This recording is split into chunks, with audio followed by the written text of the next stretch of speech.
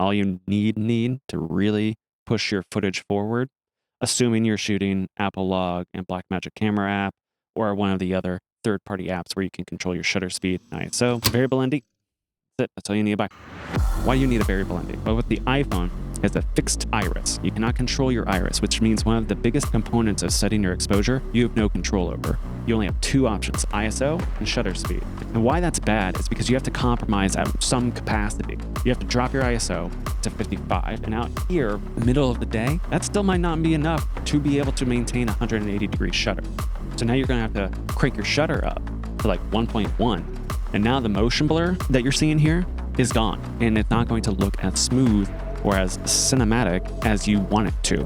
Because unfortunately, that's just the compromise you have to make using a system where you can't iris down. So with a variable ND, that can now become your iris. Now here's the thing to watch out.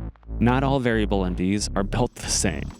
There's a huge line in terms of quality between the cheapest to the most expensive. If you're investing for gear on your iPhone, it should be as cheap as possible. But if you're investing in variable NDs, you should get the highest quality possible.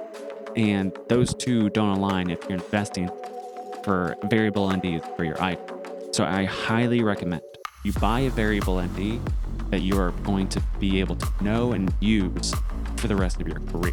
I don't think you should buy variable NDs or NDs in general that are built for an iPhone, because the iPhone camera system is going to change generation to generation. Why I recommend Earth plus variable NDs is because it's not designed for an iPhone.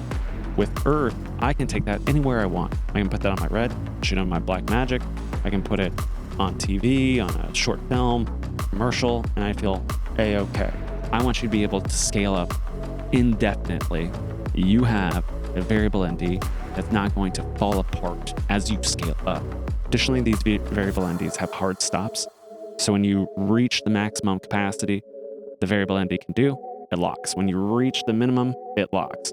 That protects you so much, because I cannot tell you how many times I've been running around shooting guerrilla style outside and I've overcranked other variable NDs and I've gotten the X pattern.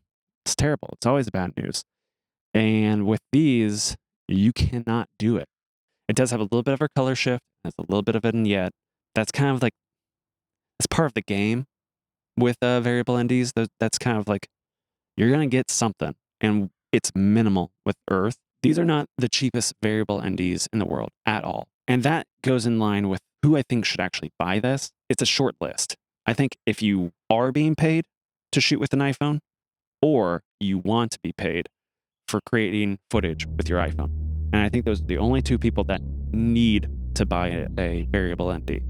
If you want and you have the disposable income, I totally encourage you.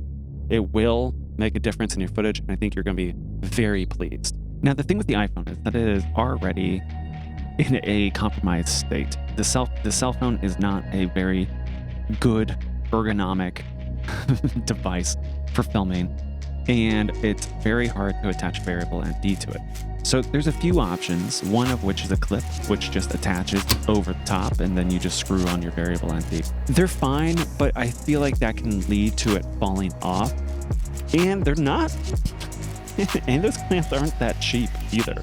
For like what they are, they're a little unreasonable to me, which is why I've been using the Polar Pro since I bought my iPhone 15 Pro, mainly because if I don't have an ND attached to it, it just kind of looks like a normal phone case.